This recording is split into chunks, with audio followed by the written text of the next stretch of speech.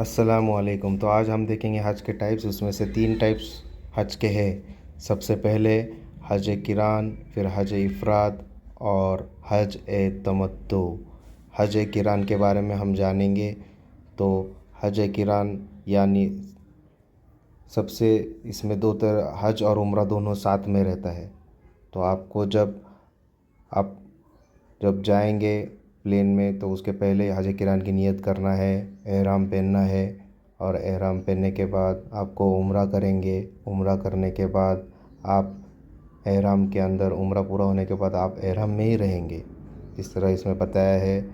फिर जब हज के दिनों में हज की तारीख जब आएगी, जैसे 8 ज़िलहिज्जा को हज मीना की तरफ जब हम जाएंगे और फिर पूरे अरकान करेंगे और फिर जब हम कुर्बानी देंगे, कुर्बानी देने के बाद 10 तारीख को हमें एहराम निकालना है। ये था शॉर्ट में।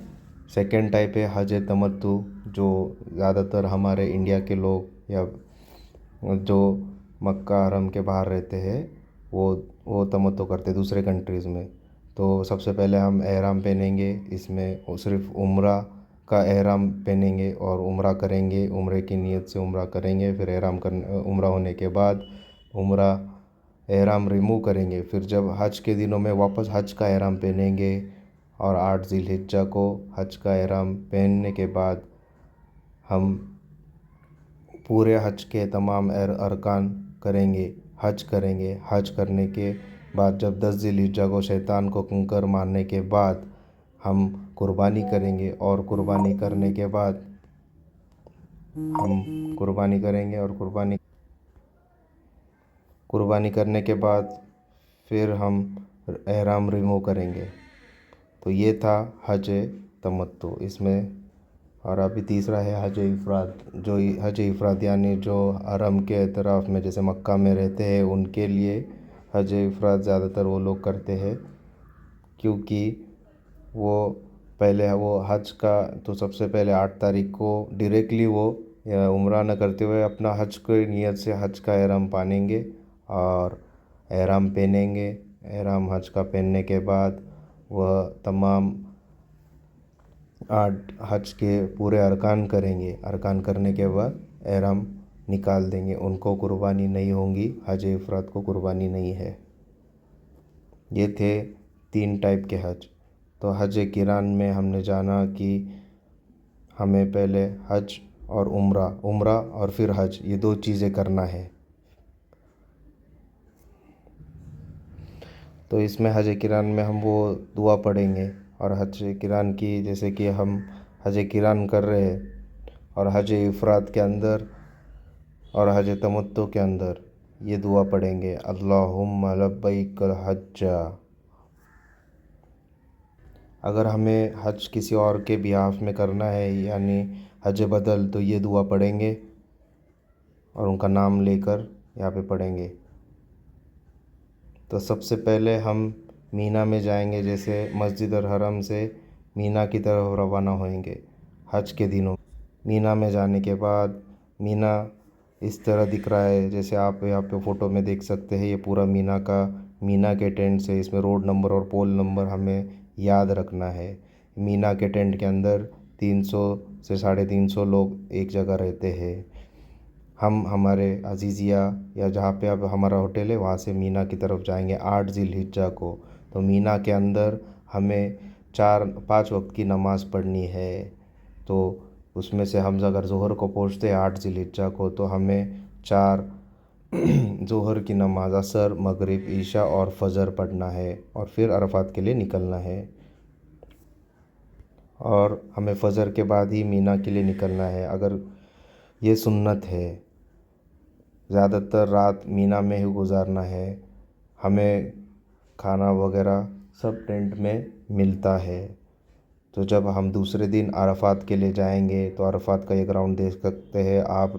इसे बोलते हैं मेन अरफात वाला पहाड़ है, ये जबल रहमत इसे कहते हैं। यहाँ पे हम फजर के बाद निकलेंगे और जब पहुँचेंगे, जैसे कि हम 5 बजे फजर होती है तो 6, 7, 8, 9 बजे पहुँचेंगे। और फिर चलते चलते दूसरा दिन यानी अरफात 9 ज़िलहिज्जा, हम अरफात के दिन बहुत हमें दुआएं करनी है। यहाँ पे हम ज़ोहर मगरिब 2 नमाज़ें पढ़ेंगे। ज़ोहर के वक्त ज़ोहर की नमाज़ पढ़ेंगे और मगरिब के वक्त ज़ोहर के वक्त ज़ोहर की नमाज़ पढ़ेंगे और असर के वक्त असर की नमाज़ पढ़ेंगे। मैंने 2 नमाज़ें कहा, ज़ोहर और असर। अगर हम मस्जिद निमरा में पढ़ रहे हैं तो इमाम के पीछे 4 रकात जैसे ज़ोहर और फिर लगेच वो असर की नमाज़ पढ़ते हैं तो 4 रकात असर भी वही पढ़ेंगे इमाम के पीछे। अगर हम वहाँ पे मस्जिद निमरा में नहीं जा रहे हैं तो हम अरफात के दिन अपने अपने टेंट के अंदर ही नमाज़ पढ़ेंगे। ज़ोहर के वक्त ज़ोहर पढ़ेंगे, असर के वक्त असर पढ़ेंगे। मगरिब हमें अरफात में नहीं पढ़ना है। मगरिब के बाद ही मगरिब का वक्त होता है, उसके बाद फ़ौरन अरफात से निकलना है, नमाज नहीं पढ़ना है या फिर दम वाजिब होगा। इस बात का ख्याल रखें। अरफात के दिन बहुत सारी दुआएं करनी है। हमारे नबी ने 4-5 घंटे दुआएं खड़े होकर की थी, तो इसी तरह हमें दुआएं बहुत सारी करनी है और 100 मरतबा कुल हुवल्लाहु अहद पढ़ना है बिस्मिल्लाह के साथ और 100 मरतबा दरूद शरीफ दरूद इब्राहिम पढ़ना है। 100 मरतबा 5वां कलमा यानी इस्तग़फ़ार का कलमा पढ़ना है। और जितनी भी दुआएं आती है वो तमाम दुआएं आप पढ़ सकते हैं। आप दुआ करते करते थक गए तो दुआ से वापस ज़िक्र में लगे, ज़िक्र करना है। और तमाम लोग अपने अहल व अयाल के लिए भी दुआएं करें, हमारे लिए भी दुआ करें। ये अरफात का दिन मग़फ़िरत यानी बहुत अहम दिन है। इस दिन हमें काफ़ी बिना थके हुए दुआ करनी है, बहुत देर तक दुआएं करनी है। जिस तरह हमारे नबी ने कहा था, ये देख रहे जबल रहमत वाला पहाड़ है, यहाँ पे जाना बहुत मुश्किल होता है अरफात के दिन। और ये है मस्जिद निमरा। मस्जिद निमरा अरफात के पहाड़ से थोड़ी दूरी पे है, 2-3 किलोमीटर पर। वहाँ पर जाना बहुत ही मुश्किल होता है और मस्जिद निमरा का थोड़ा सा हिस्सा बाहर की तरफ है यानी अरफात में नहीं है। तो ये हमें याद रखना है मस्जिद के निमरा में जाने से पहले। तो मेरा एक एक्सपीरियंस है कि आप मस्जिद निमरा ना जाए, अपने टेंट में ही नमाज़ पढ़े। जो वक्त दिया गया है उस वक्त पे ही आपको हम नमाज़ पढ़ना है। यहाँ पे बहुत सारे लोग जबल रहमत पे पहाड़ पर बैठकर अल्लाह से दुआ कर रहे हैं, ये आप देख सकते हैं। आप भी जा सकते हैं, पर 50 डिग्री की धूप रहती है, तो आप उस वक्त ध्यान से अपने बॉडी को फिज़िकली अगर ताकत है तो ही जाए, नहीं तो अपने मस्जिद में दुआ करें। दूसरा, हमें मगरिब की ज़ोहर के वक्त ज़ोहर की नमाज़ और असर के वक्त असर की नमाज़ पढ़ना है और अरफात में मगरिब की नमाज़ नहीं पढ़ना है, ये अल्लाह का हुक्म है। तो इससे हमें याद रखना है। तो दूसरे 90 दिन हम रात में मुज़दलिफ़ा की तरफ जाएंगे। यह है मुज़दलिफ़ा का एक एरिया, ओपन एरिया। उसके अंदर हमें 3 चीज़ें मगरिब की नमाज़ और ईशा की नमाज़ दोनों एक साथ पढ़ना है। जब भी हम मुज़दलिफ़ा की तरफ पहुँचेंगे तो हमें 2 नमाज़ें एक साथ पढ़नी है। जैसे मगरिब की नमाज़ पढ़ेंगे और फिर लगेच ईशा की नमाज़, फिर मगरिब की सुन्नतें, फिर ईशा की सुन्नतें पढ़ेंगे। ये दिख रहे हैं आप मुज़दलिफ़ा का एरिया। यहाँ मुज़दलिफ़ा में जैसे पहुँचते हैं, ये पूरा ग्राउंड मुज़दलिफ़ा का है। जहाँ पहुँचे, जहाँ जगह मिली वहाँ पर हमें आराम करना है, वहाँ पे हमें नमाज़ पढ़नी है। और मुज़दलिफ़ा में हमें फ़जर के बाद तुलू यानी इशराक तक हमें मुज़दलिफ़ा में ही रुकना है और मुज़दलिफ़ा इशराक के बाद ही छोड़ना है। ये ख़ास करके याद रखें। मुज़दलिफ़ा में हमें फ़जर पढ़नी है, 3 नमाज़ें पढ़नी है, जैसे मगरिब, ईशा और फ़जर। मगरिब और ईशा साथ में पढ़ना है और फ़जर के वक्त पढ़ना है। और फ़जर के बाद तुलू होने के बाद इशराक के वक्त ही हम मुज़दलिफ़ा को छोड़ना है। अगर जो जल्दी छोड़ेगा उसे दम वाजिब होगा, इस बात का ख्याल करें। तो अभी हम मुज़दलिफ़ा के 10 तारीख़ है आज, तो मुज़दलिफ़ा से अभी हमें रात में 70 कंकरियाँ चुननी है और 70 कंकरियाँ चुनकर अपने एक बॉटल या थैली में डालना है।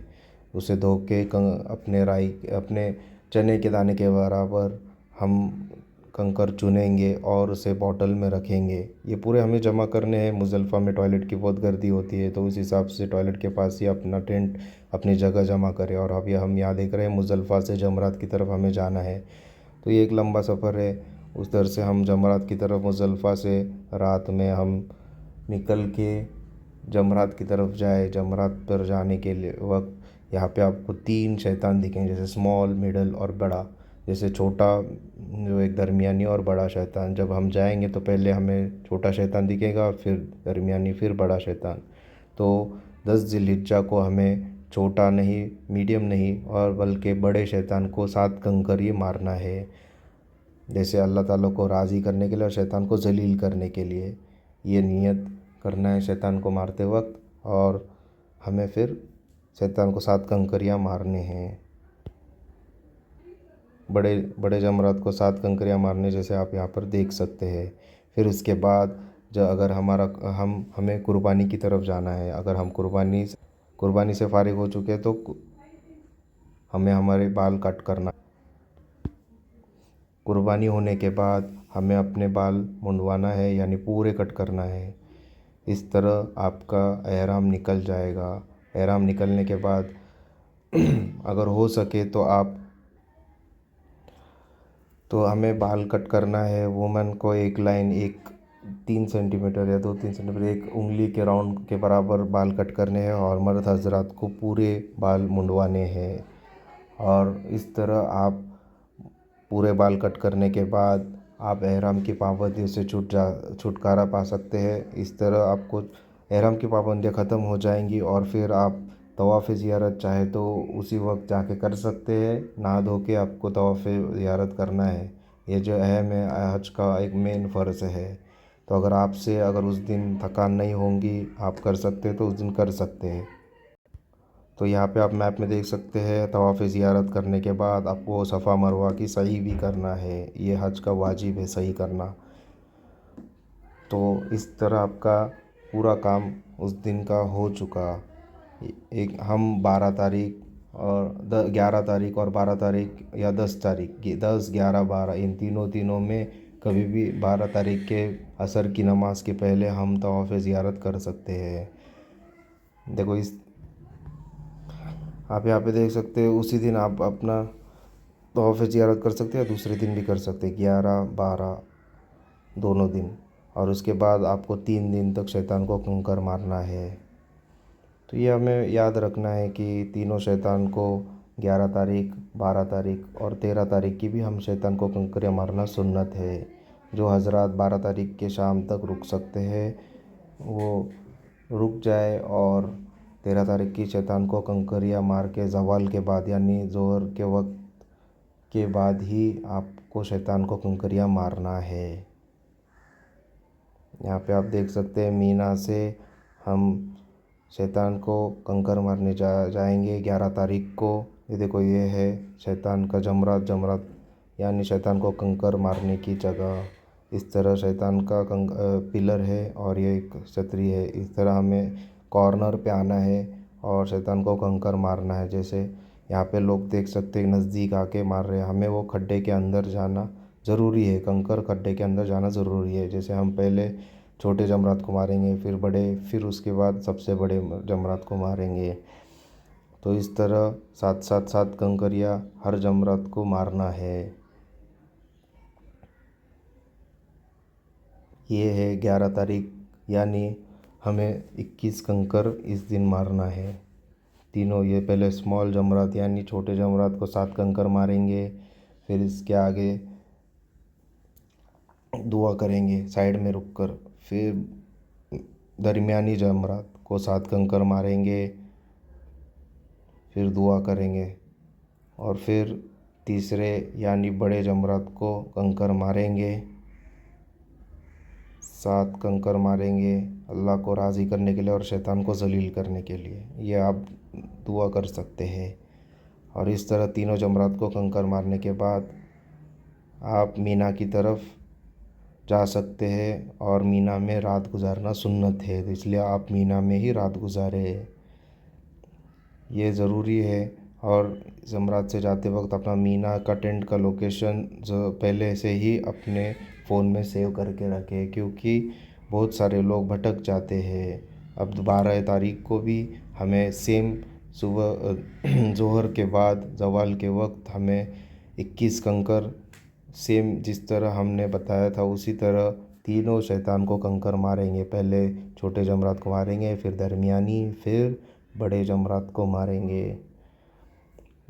तो 12 तारीख के दिन भी आप तवाफ़ ज़ियारत कर सकते हैं जिन्होंने 11 तारीख को नहीं किया। 12 तारीख के असर के पहले पहले आपको तवाफ़ ज़ियारत करना है, यानी काबतुल्लाह का तवाफ़ करना है। उसके बाद सही भी करना है। तवाफ़ ज़ियारत ये फ़र्ज़ है, ये ख़ास करके ध्यान रखें। तवाफ़ ज़ियारत से निकलते वक्त बहुत सारे हाजियों को टेंट नहीं मिलता है, तो उसका भी ख्याल रखें। अपना टेंट का लोकेशन अपने फ़ोन में सेव रखें। अगर आप चाहें तो तवाफ़ ज़ियारत 12 तारीख की करके अपने घर को यानी अज़ीज़िया या होटल में जा सकते हैं।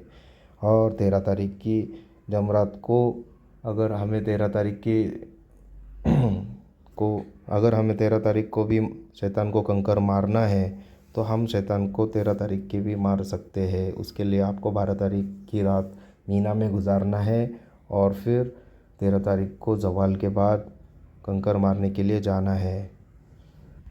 अल्हम्दुलिल्लाह आपका 13 तारीख की कंकर मारने के बाद आप हाजी बन गए और आप अभी अपने होटल पर जा सकते हैं। तो ये सब चेकलिस्ट है, यानी आपका पहले हज के पहले सब चीज़ें मिली क्या नहीं।